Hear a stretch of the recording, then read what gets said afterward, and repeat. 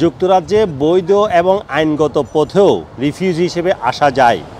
এক্ষেত্রে অনেকগুলো স্কিম চালু রয়েছে। আজকে আপনাদেরকে 3টি স্কিমের কথা জানাবো, যেগুলো জাতিসংঘের রিফিউজি এজেন্সি এবং যুক্তরাজ্য সরকারের পার্টনারশিপের মাধ্যমে পরিচালিত হয় এবং এইসব স্কিমের আওতায় বিশ্বের বিভিন্ন দেশ থেকে যারা রিফিউজি হিসেবে আছেন তাদেরকে যুক্তরাজ্যে সেটেল হওয়ার সুযোগ দেওয়া হয়।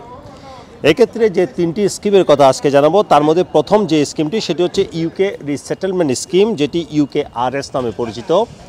দ্বিতীয় যে স্কিমটি সেটি হচ্ছে দ্য কমিউনিটি স্পন্সরশিপ স্কিম এবং তৃতীয় যে স্কিমটি চালু আছে সেটি হচ্ছে দ্য ম্যান্ডেট রিসেটেলমেন্ট স্কিম।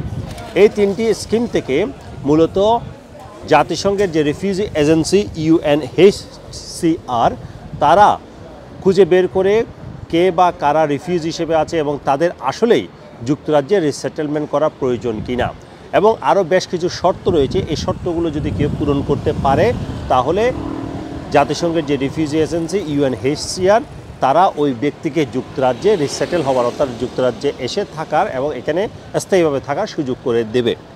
প্রথম যে স্কিমের কথা বলেছি ইউকে রিসেটেলমেন্ট স্কিম, এক্ষেত্রে বলা হচ্ছে UNHCR তারা ওই ব্যক্তিকে খুঁজে বের করবে, তার ইন্টারভিউ করবে, সে রিফিউজি কিনা সেটা যাচাই বাছাই করবে এবং তাদের যুক্তরাজ্যে আনা প্রয়োজন কিনা সেটিও যাচাই বাছাই করবে।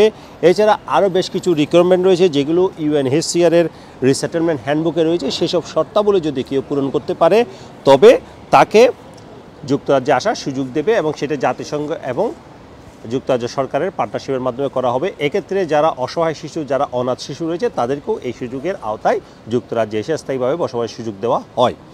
দ্বিতীয় যে স্কিমটা রয়েছে সেটা হচ্ছে দ্য কমিউনিটি স্পন্সরশিপ স্কিম। এটি সাধারণত বিভিন্ন লোকাল অথরিটিতে বিভিন্ন কমিউনিটি গ্রুপ একজন রিফিউজিকে স্পন্সর করবে এবং এক্ষেত্রে বলা হচ্ছে এই কমিউনিটি গ্রুপটি সেটি 2 বছরের জন্য ওই রিফিউজি ওই ফ্যামিলিকে থাকার সুযোগ করে দেবে। যুক্তরাজ্যে যেসব সেবা রয়েছে, স্বাস্থ্যসেবা কিংবা ল্যাঙ্গুয়েজ সেবা কিংবা কালচারাল ওরিয়েন্টেশন এবং সাপোর্ট, সব ধরনের সুযোগ সুবিধাতে তারা দিবে। পাশাপাশি তাদের চাকরি বাকরি খুঁজে দেওয়া কিংবা সেলফ এমপ্লয়মেন্ট হতে চাইলে সেই ব্যবস্থাটি তারা করে দেবে।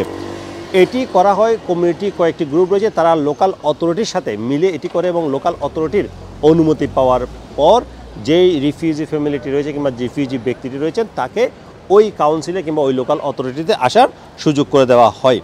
এক্ষেত্রে কমিউনিটি স্পন্সর হওয়ার জন্য বেশ কিছু শর্ত রয়েছে এবং হোম অফিস, যুক্তরাজ্যের হোম অফিস এক্ষেত্রে অর্থায়ন করে থাকে। তারা রিসেট নামে একটি অর্গানাইজেশনকে কমিউনিটি গ্রুপগুলোকে সহায়তা করার জন্য, অর্থাৎ কমিউনিটি গ্রুপ যাতে রিফিউজিদেরকে সহায়তা করতে পারে সেজন্য আর্থিক সহায়তা দেয়। এছাড়া রিফিউজি কাউন্সিল তারা ইয়র্কশায়ার এবং হাম্বারে কয়েকটি কমিউনিটি গ্রুপকেও সহায়তা দেয়।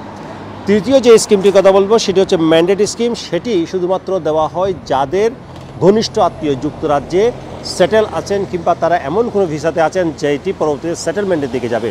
সেক্ষেত্রে ওই আত্মীয়ের যদি কোনো মাইনর চাইল্ড থাকে, স্পাউস থাকে, প্যারেন্ট কিংবা গ্র্যান্ড প্যারেন্ট থাকে, যদি যাদের বয়স 65 বছরের বেশি, তাদেরকে এই সুযোগটা দেওয়া হয় যদি যুক্তরাজ্যে যিনি আছেন তিনি ওই ব্যক্তিকে এখানে থাকার এবং অন্যান্য সুবিধাগুলো সহায়তাগুলো দিতে পারেন।